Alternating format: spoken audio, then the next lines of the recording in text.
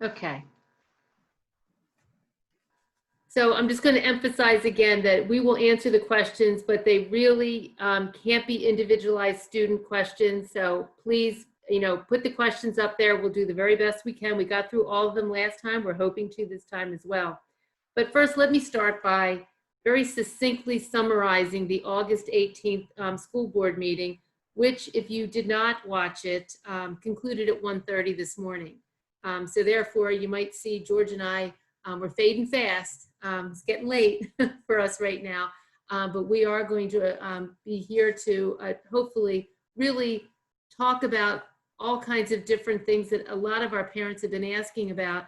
But more importantly, we do have a slide that is going to address some of the things that occurred last evening.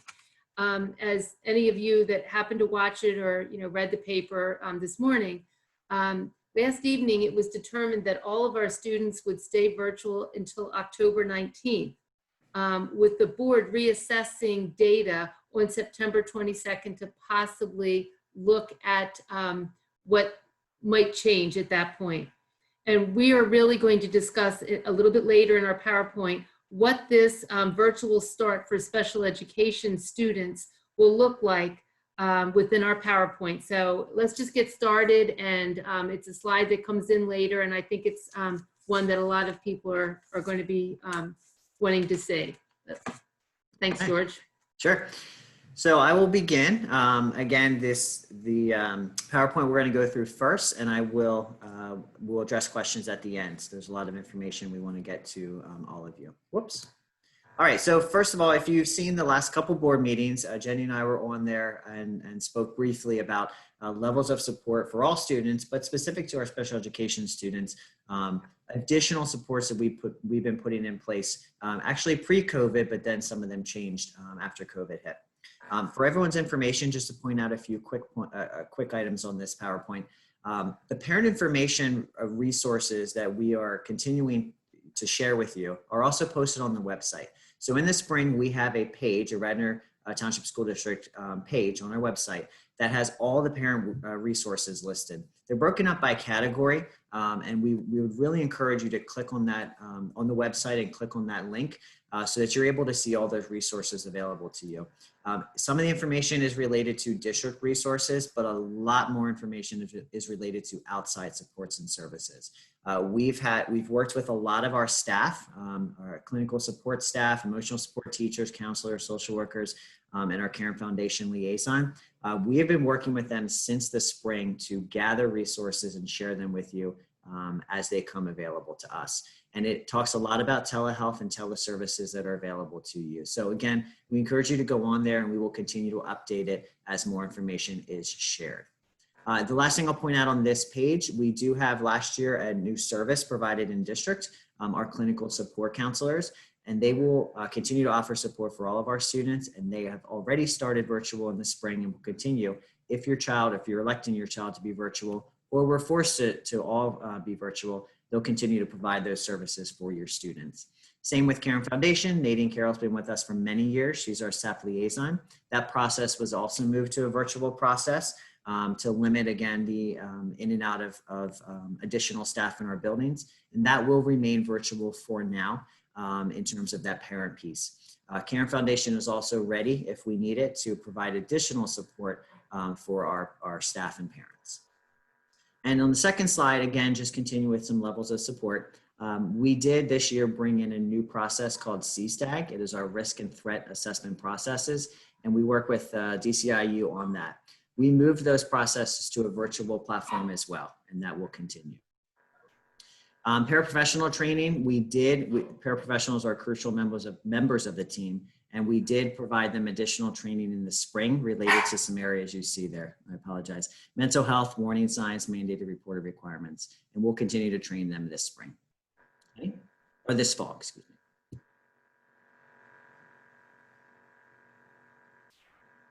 Okay, so our special education communications that we've put out, we started July, early August communicating, really thinking about how we were going to reopen and all the different scenarios that came up.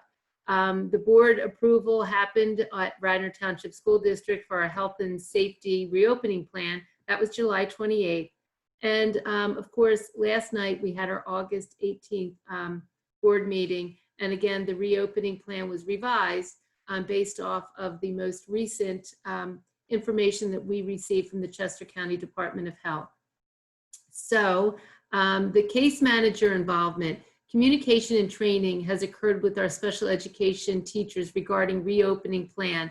And you will see that as we go through our webinar, all the different things that they will be doing and have been a part of. We have had ongoing newsletter. As you remember, when we all started this with COVID, it was pretty much weekly.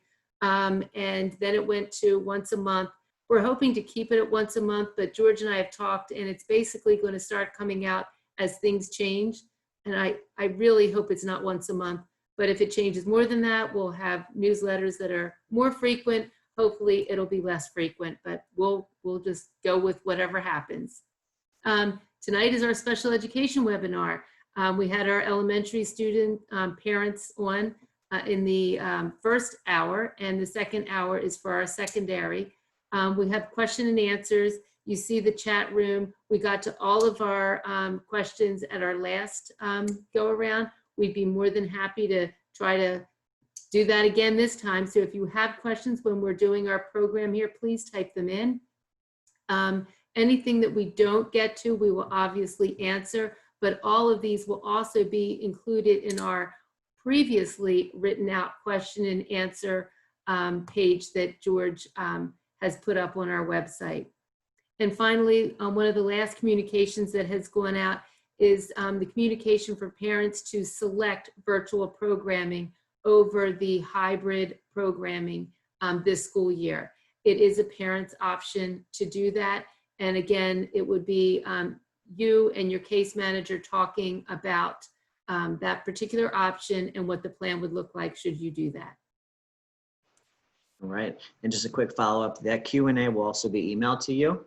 We'll talk about another piece that will be emailed to you in just a second, but all parents will receive a follow-up email, hopefully end of this week, if not early next week. And it'll include the updated Q&A for your reference, as well as another piece that we'll talk about. All right. There we go. All right, so just like what happened when we closed in March, our initial and annual IEPs, GIEPs, and 504s will continue to take place. We will need them to continue to occur so that we maintain our timelines.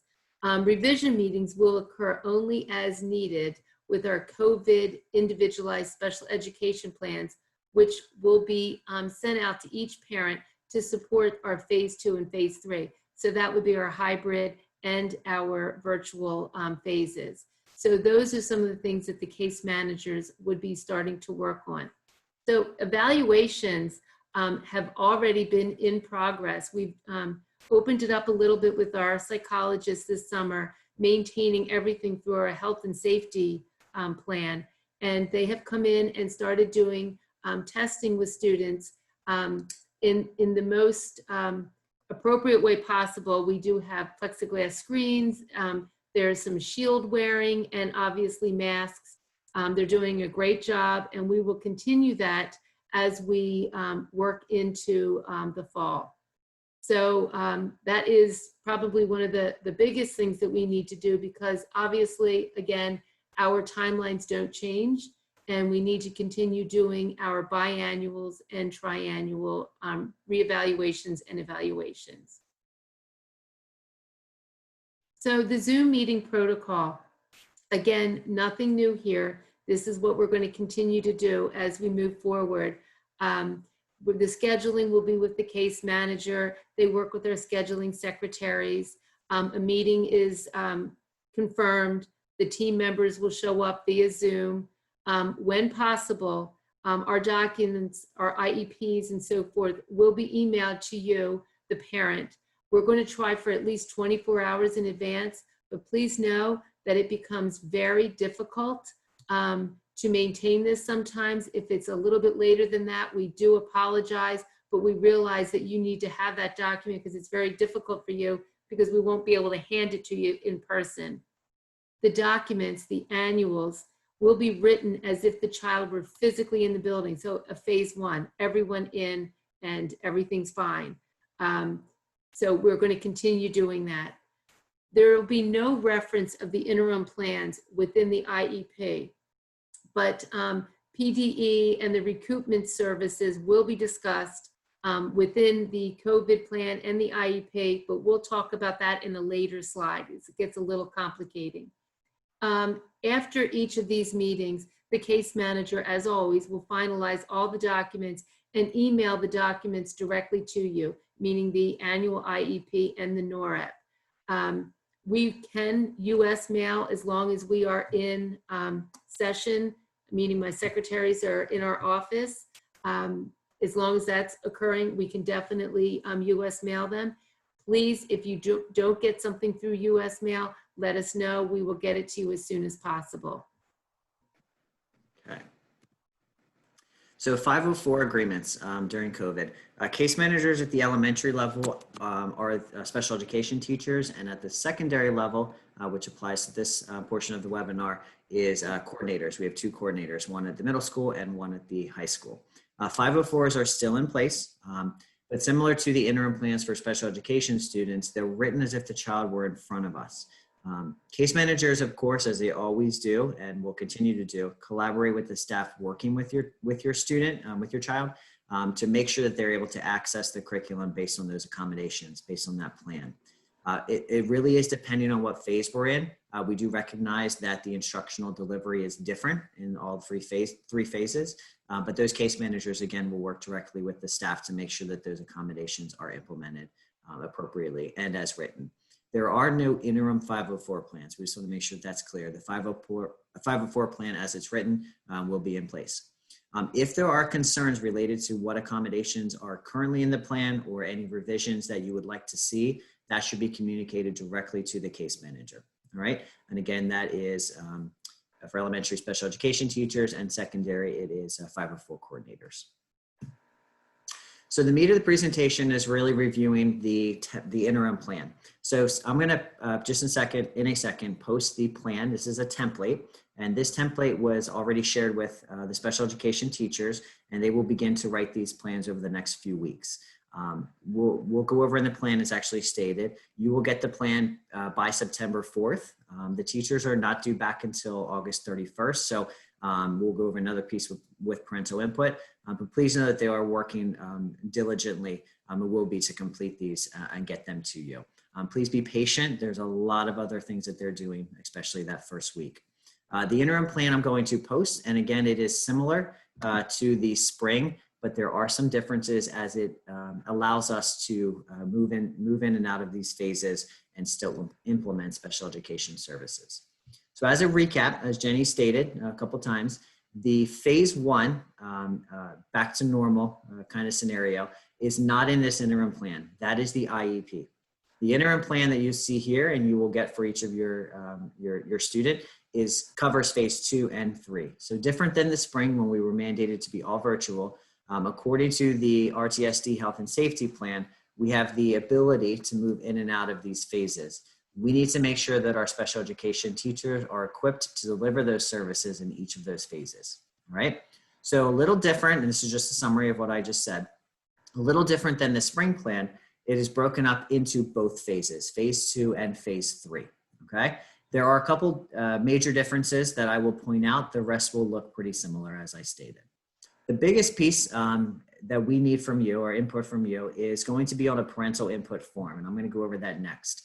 We're asking you to complete that form and submit it to the case manager, assigned case manager, and they will then simply copy and paste it as a writable form or summarize into this document. Your input is crucial. Just like the IEP, we want to make sure that in this interim plan that we receive your input and use that input to write these plans. So please make sure that you submit those to the assigned case manager.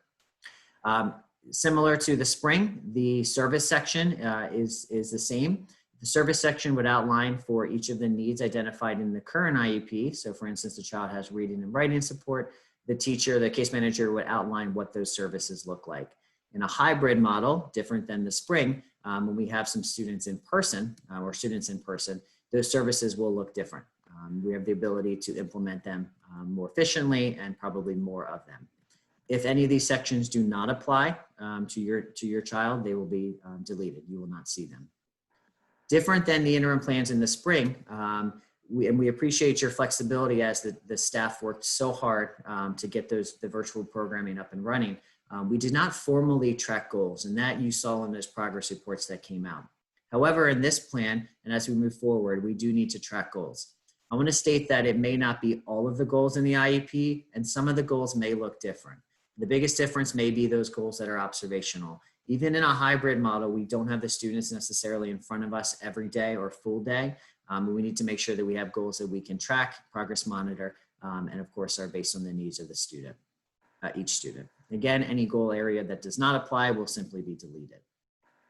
Specially designed instruction is similar that you saw in the spring, similar section you saw in the spring. However, case managers will be thoughtful about, again, accommodations that are appropriate for a hybrid model versus the all virtual phase 3.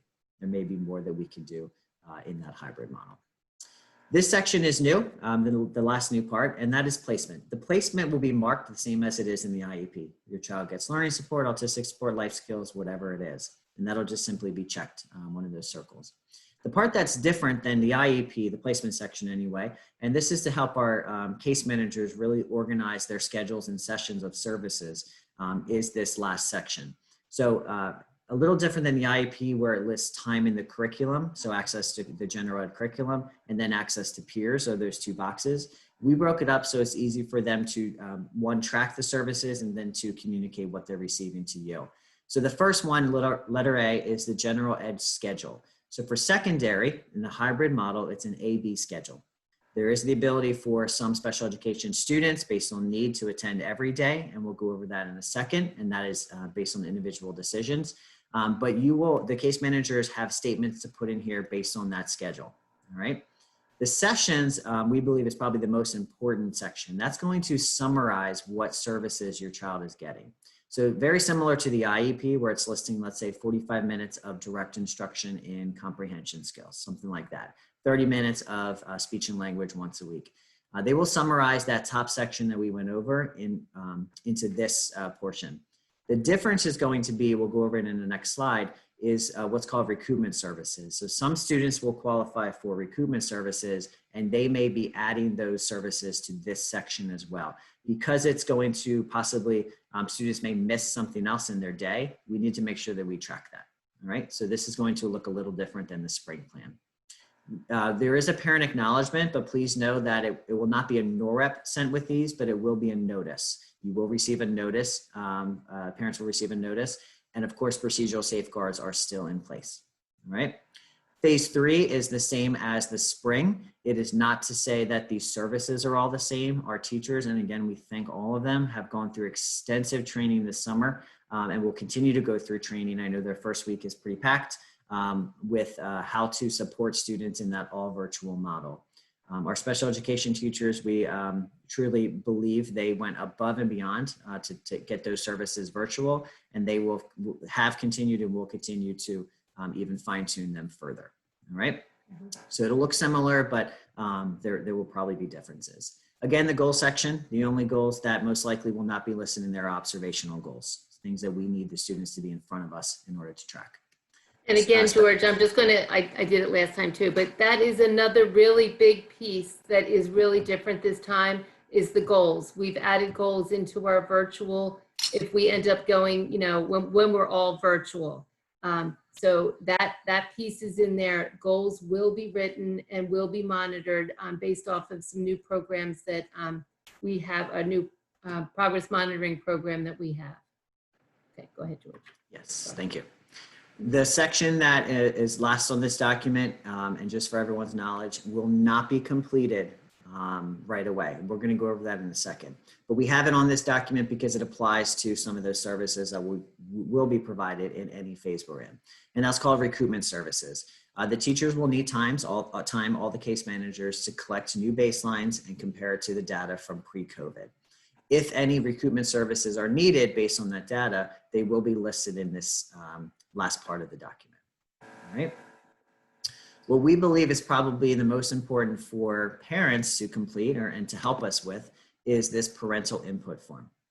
Case managers, as always gather parental input for the IEP, and they will do that for the interim plans as well. We are really going to rely on our parents, and we appreciate all of our parents completing this form and sending it back to our case managers timely. All right, you will get this in an email, as I stated, if not the end of this week, the beginning of next week, and we'll be sending that on behalf of the case managers. Okay, you'll complete that and then return it to the assigned case manager. If you're not yet sure who the case manager is, please know that they will be reaching out over the next couple weeks to inform you of who that is, and you'll submit that form to them. Okay, I will not go over this in depth. It's pretty straightforward. What I will say is this really relates to the virtual model. All right, so you've been working with your child at home. There are some strengths with that they're displaying with the virtual instruction, and then there's probably needs as that relates. There's other questions about attitude towards school, access to that virtual platform, how they're feeling about it, peer interaction. It's pretty extensive. So again, please complete that for us. We would appreciate it, and submit it to the case managers. If we do not receive it, similar to the IEPs, we'll simply state that it wasn't received, and we will still complete the plan for you. Professional development, I'll just again mention, and we want to thank them, any that are on here, and this will be posted. They've gone through extensive professional development. Please understand that we'll continue to do that as we remain virtual or move in and out of those phases. And some of those are specific to the programs that we implement. For instance, Read 180, System 44.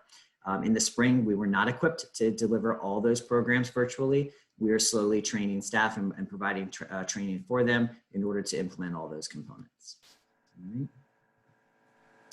right. This was discussed at last night's board meeting, and it is on the Chester County Health Department's website. We want to put this in here and acknowledge it because it has been talked about not only last night, but as of Friday when we received it amongst the administrators and some of the staff.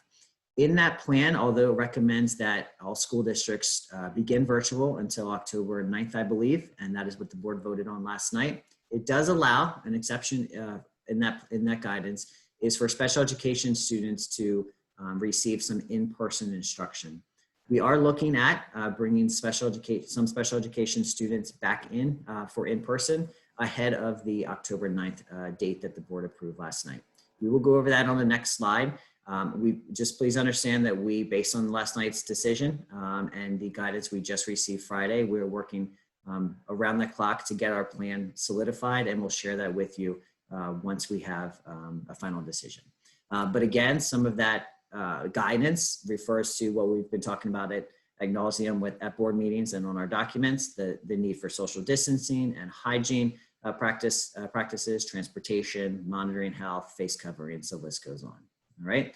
We did a pilot ESY program, and it was very successful. And we were basing a lot of the decisions and transition of our special education students into the building surrounding the program that we did this summer. All right. Jenny? Okay. So we literally just basically feel like we didn't get any sleep.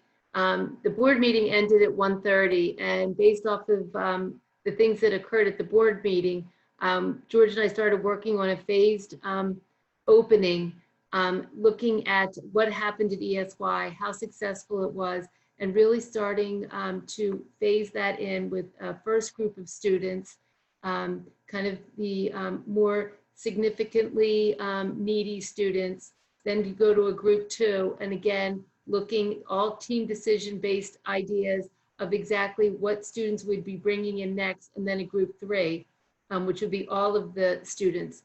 We are thinking that all of this would occur before we would be all back with our hybrid as per October 9th. So in looking at all this, again, these are team decisions, and we want to do this in incremental steps moving forward. At this point, we really don't have the dates when we're thinking about doing this. In fact, I'm just going to let all the parents know there are teachers online here that did not know this. They have not seen it yet. It is something that George and I literally woke up this morning and started putting together. So we are going to be looking at doing that. It is my understanding at this particular point, things change. We may be one of the only very few school districts that are doing that after the word came out from the Chester County Board of Health, but we really are taking the student safety into consideration and also looking at student need and figuring out the safest way to incorporate this into our plans as we roll out into our new school year. So it is something we're really looking at. Okay. All right, the last two slides, which we mentioned or you saw on that plan, one of them, PDE released guidance for districts, or mandated, we'll say, on districts to offer COVID compensatory services if it's deemed as a need. However, that is after the teams, the teachers and their teams have time to implement what's called recoupment services. So this was a couple questions on the last group. I want to try to outline the difference, okay? Before COVID compensatory services, what PD is calling compensatory services, are implemented or decided on, if they're a need, the teams are able to implement recoupment. And that means that the teams are going to be collecting data, comparing it to where they left off prior to COVID, and determining if the students regressed and in what areas they regressed in. Those services, depending on each child, may be more of what they're receiving now. For instance, System 44, they may be getting more of that. They may get a different service depending on, or different type of service depending on how much regression has occurred. Related services, similarly, we'll be doing the same thing, looking at if regression occurred and offering potentially more services. This guidance was received not too long ago, and we are seeking clarification on when those timelines need to be followed. For instance, and you can read this on PDE, it does state when students return to in-person instruction. It does not clarify if a district chooses a hybrid model, for example, if that means that it's all students in person, all day. So we are seeking clarification, and we will deliver that information to you and, of course, our teams as we get it. Again, this section will not be completed in the interim plan. We need our teams to take time to collect those baselines over the first few weeks of school. And again, to look at that past data and determine if regression occurred, okay? And case managers will, of course, track each student's progress as it relates to not only their goals, but also if that regression occurred. And our hope is with that time allotted to us, that we'll be able to catch those students back up, okay?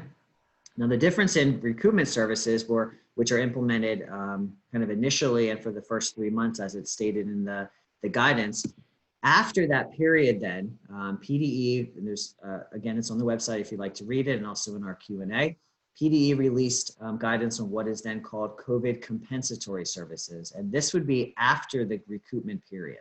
So in summary, the teams have a couple months to assist students in catching up, we'll call it, for any regression that occurred by offering maybe some additional services and supports according to each student's need.